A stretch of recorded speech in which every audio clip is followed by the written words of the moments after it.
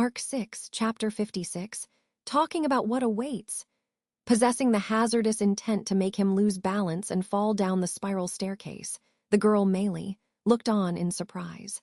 Closing his dark eyes, Subaru could not help but grumble upon this situation, a turn of events he had predicted but doubted halfway through. He was glad that by using return by death, he was able to eventually prevent this tragedy from happening. This was also proof that this young girl had been the one to push Subaru's back twice in the past, in different timelines. To think that the criminal who had pushed Subaru from a height and into his doom, who had been killed by the very hands of Natsuki Subaru previously, was Meili Potrout. Meili, responsibility for killing me, huh? There you go again saying strange things, Oni-san. At that moment, while shimmers of confusion flashed by her widened eyes, Meili immediately loosened her lips, and donning a saccharine smile, her finger traced the arm, which belonged to Subaru, that was surrounding her own torso. She took a step backwards whilst facing Subaru, who was standing at a distance from the spiral staircase. Meili, perhaps your mind lost a lot of other Stu FF along with memories. This misunderstanding can happen only then. Subaru. Misunderstanding. Meili. Yes, don't you think so? Me trying to kill Oni-san would be a TR-ribble misunderstanding. Inching backwards, Meili said so with a smile. Witnessing her truly dignified approach, this was something beyond even Subaru's expectations. He believed that he would never be able to avoid this mishap. But should the one he was struggling against be myself know, Meili, then he might just manage to convince her. She acted quietly, adamantly, that too unfavorably. Choosing the most seemingly optimal solution momentarily was her way of living. Frankly, that was precisely a beast's way of living. Meili, there is no need to be suspicious. Had I really wanted to kill Oni-san, wouldn't the sand dunes have been better for that rather than this tower? Oni-san doesn't remember all that, so you may not know W. Subaru, I guess so, it's weird. If you intended to kill from the very beginning, then you must have gotten countless chances to do so. But you didn't do so. Meili, don't you agree, then? Subaru, but the matter of your motivation to kill me sprouting and growing since this morning is a totally separate issue. Am I correct to say that this is a chain reaction due to what happened last night? Meili. Meili's facial expression changed upon what Subaru mentioned. She sealed her lips, erased her smile, and then took a deep sigh, and shrugged her shoulders with an unfavorable attitude, unfitting of her appearance. Meili. Could it be, I have been trapped into this awkward situation, I suppose see. Subaru. What do you mean by awkward situation? Meili, isn't that what you tried lying about your memory loss to see whether I would push off Oni-san, to eliminate any obstacles that you may have on your side, to see how useful I was in this tower. This would be the perfect time and chance to do so. The girl, who tried to reaffirm the authenticity of the situation, was displeased by her disadvantageous position. Certainly, up to this point, she had displayed no malice whatsoever on her part, but it was also true that Subaru knew how Meili would act beforehand. Even if she shall deny it, the evidence against Meili shan't be altered. However, there were some things that could be said clearly. Those being, Meili, well, what exactly should I do? Since everything has already come this far, should I try resisting and running away from here? Especially when those bad animal chans aren't here. Even I can get away from Oni-san by Mai's LF. Subaru. Don't get me wrong, Meili. My memory loss isn't a lie for deceiving you. It's the truth. That's why I'm being serious like I should be. Meili. That's that. I actually did doubt whether you were lying or not, Boo T. In the end, what is it that Oni-san wants to do? Do you think I believe it just because I'm not retaliating in Respo NSC? Subaru. Hick. The young girl put her hands on her slender neck, saying so whilst showing her tongue. At that moment, Subaru's heart rate accelerated. However, ironically enough, it was a metaphor for simply killing, not something as ridiculous as Meili remembering her own death. With that conviction, the young female assassin gestured her capability to deal serious damage to Subaru's heart. That's why Subaru did not intend to let her act on that conviction, but Meili. Actually, I really don't recommend using ways of killing that take a low NG time. I do have methods that don't require much suffering, but Oni-san is pretty bad at hiding stuff. Subaru, I don't intend to kill or hurt you. Even after this, tomorrow onward as well, whatever awaits, I intend to treat you the same way as I have done till now. Meili. Huh? Meili once again changed her expression, hearing Subaru's response. However, this was unlike the change that had come upon her when she had opted for the optimal solution for the immediate situation. Meili's expression was filled with obvious dismay, as she looked at Subaru with eyes that could not comprehend what he was saying. Upon that gaze, Subaru nodded. Subaru, fortunately, your crime was prevented beforehand, and so if we were to keep it a secret, it'll all be fine. Even if you just think of killing me through some different method, all I'll have to do is prevent that as well. Although all this undeniably leaves a bad taste in my mouth. Really bad. Meili. What are you? Subaru. But at least, did you get it this time? Doing something to me is an incredibly huge risk for you. If you're going to say, but still and continue, then, at the very least, let's just talk properly. If you're still dissatisfied, I'll hear as much as Meili. Dissatisfied. Dissatisfied, you say? Abruptly, Meili murmured with a quiet and shivering voice. Afterwards, she sharpened her lips. Meili, what's dissatisfying is this situation? I can't believe it. Subaru was saying all this in order to persuade her into making a moderate decision. Following up with that, Meili shouted, with her eyes looking at Subaru as if she were looking at something unbelievable. Meili, can't believe it, I can't believe it. Whilst she pronounced so, her hands busily toyed with her braid. It was visibly evident to Subaru that she had gotten perplexed regarding her own mental self-defense, and that this was a sign of dependence on someone who had the same hairstyle. Meili, Oni-san has no idea about what I tried to do right, no W.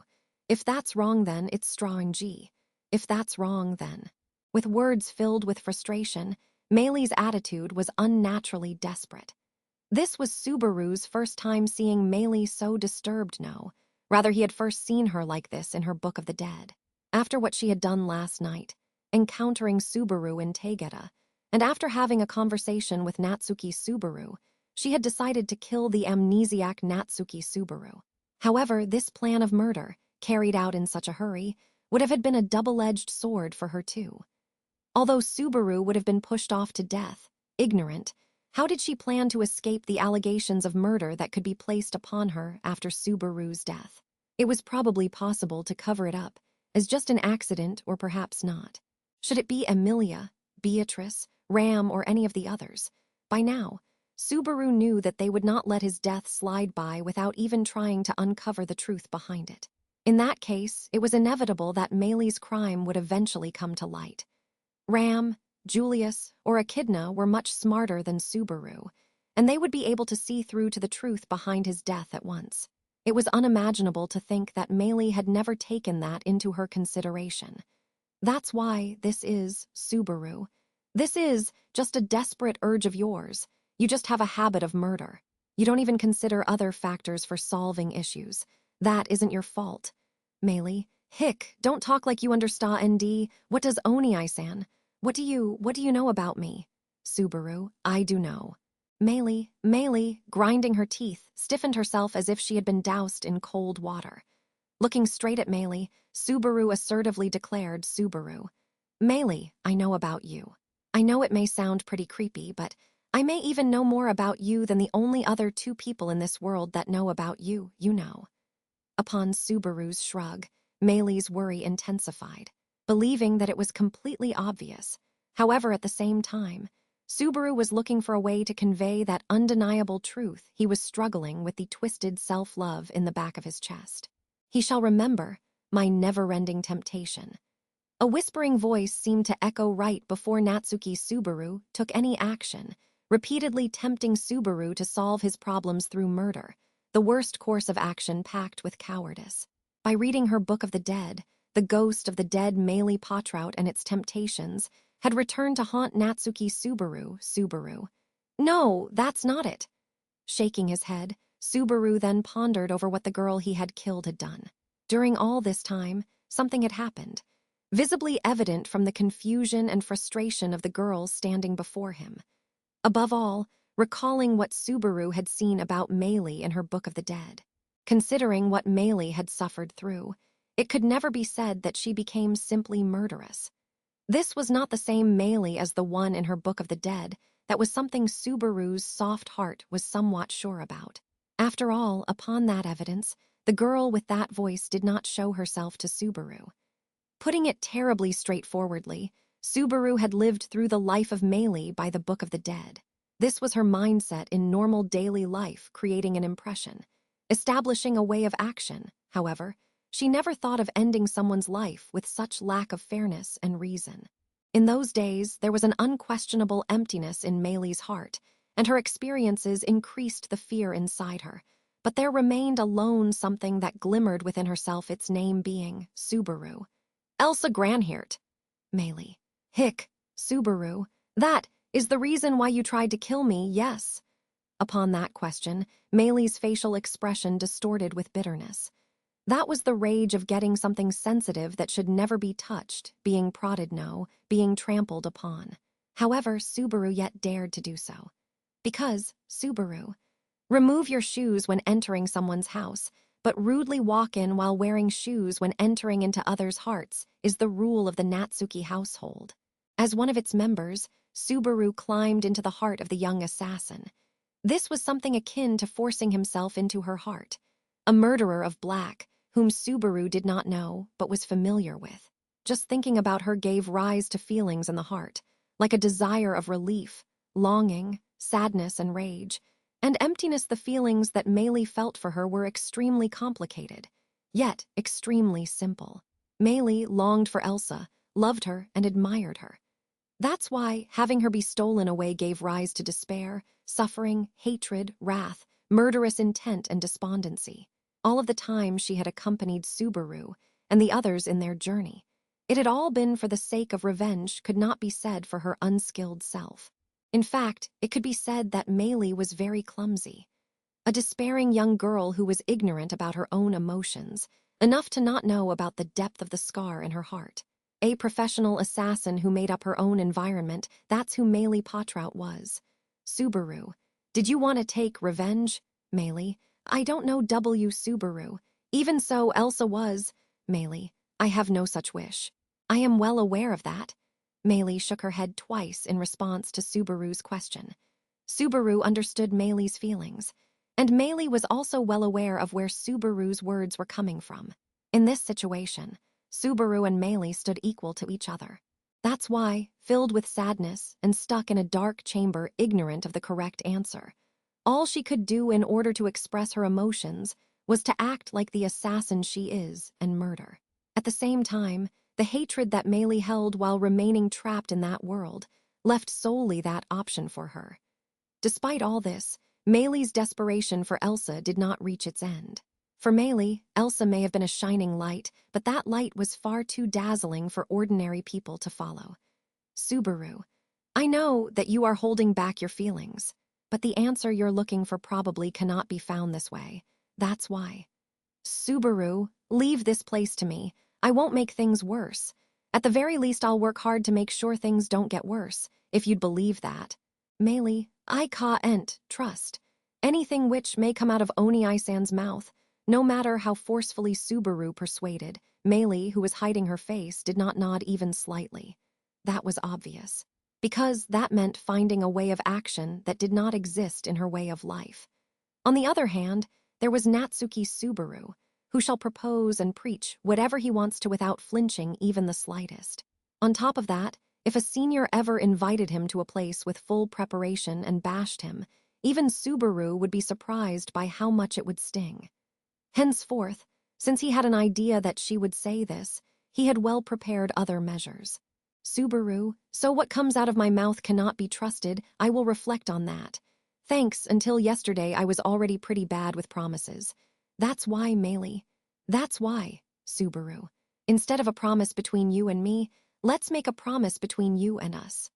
Upon Subaru's words, Meili frowned, unaware of his intentions. However, the answer to her doubts was brought to light soon afterward. That being, stranger, it's fine. I was also carefully listening as a witness of the promise. Meili, hick. Hearing that voice, Meili's shoulders shivered, but she managed to compose herself. What appeared in before her next was an outstanding beauty, whose magnificence could not be doubted. Upon her appearance, Meili's eyes widened and her lips trembled. Meili, one-san, you heard everything, stranger. Subaru told me to stay here and see, to stop Meili if she was going to do something dangerous. That's what he said. Saying so, stepping into the place where both of them stood, with fluttering hair that was reminiscent of the glitter of moonlight and standing as a figure of a seemingly mythical beauty, was Emilia. Hearing Emilia's words, Meili rotated her neck in astonishment.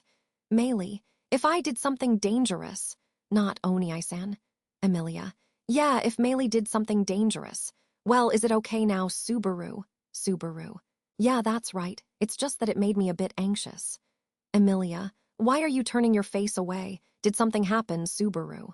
Subaru, no, it's just that you're just too cute to look at directly. Subaru responded with a whisper to Emilia's question, who had tilted her neck. As Emilia furthermore tilted her neck, Subaru managed to put aside the trembling of his throat and his embarrassment, and turned his attention to the perplexed Meili once again. As Subaru had foreseen the attack, he was confident about stopping Meili's crime.